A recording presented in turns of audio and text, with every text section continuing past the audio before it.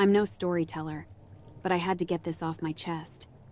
I still question whether the memory of that weekend is real, or if my mind played some kind of trick on me. I'm a nature guy.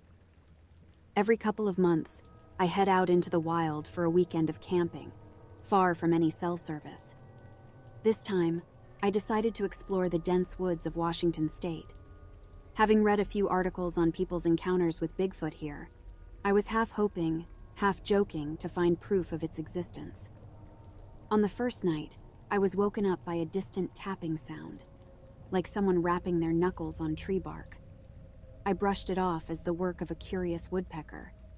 The next day, I hiked deeper into the woods, armed with my camera, planning to capture the serenity and untouched beauty.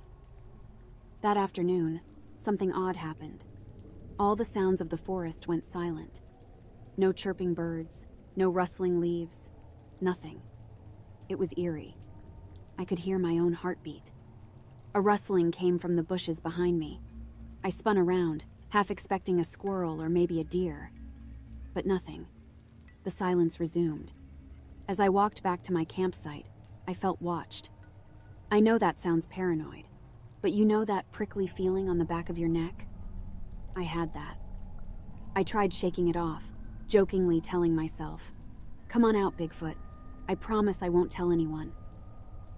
When I got back to camp, my tent was askew. My bag was pulled open, its contents scattered.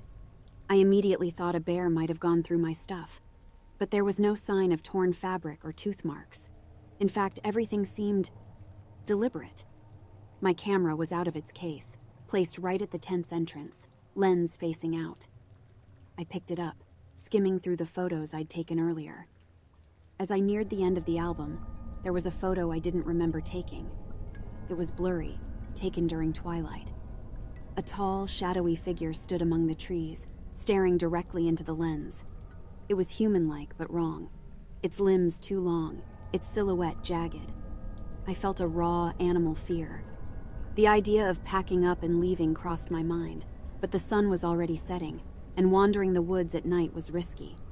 Night fell, and with it the temperature. I started a campfire, the flames casting dancing shadows around. The forest noises resumed, but they felt off, like an orchestra missing a few key instruments. I was reluctant to sleep, but eventually exhaustion took over. Hours into the night, I was jolted awake by that same tapping from the previous night, but now it was closer, louder. My heart thudded against my ribcage. I lay frozen in my sleeping bag, straining my ears. A soft thud followed the tapping, then another. They were footsteps. Something was walking around my campsite. Every instinct screamed to stay silent, to not draw attention. I held my breath as the steps moved closer, circling my tent. The fabric of my tent creaked, as if someone, or something, was pressing against it, trying to see in. I didn't want to see what was outside, but I needed to know. Quietly, I fumbled for my camera, switching to video mode. I angled it towards the tent's entrance, praying it'd capture something. For what felt like hours, I lay there, paralyzed by fear. The footsteps eventually receded, replaced by the familiar sounds of the forest. Come morning, I packed up with haste, desperate to get out. I didn't stop until I reached my car. On the drive home, I mustered the courage to check the video. At first, it was just the subtle sounds of the night. But around the 2-minute mark, the tent's fabric was pushed inward, revealing a large eye. Not human, not animal, but somewhere unsettlingly in between. It peered in for a few moments before retreating. The last few seconds were the worst. The camera seemed to adjust to the darkness outside, capturing a brief glimpse of that tall, twisted silhouette, watching, waiting. I've shared my story with a few close friends, and they all have theories. Most just think it's some elaborate prank or maybe a reclusive hermit messing with me.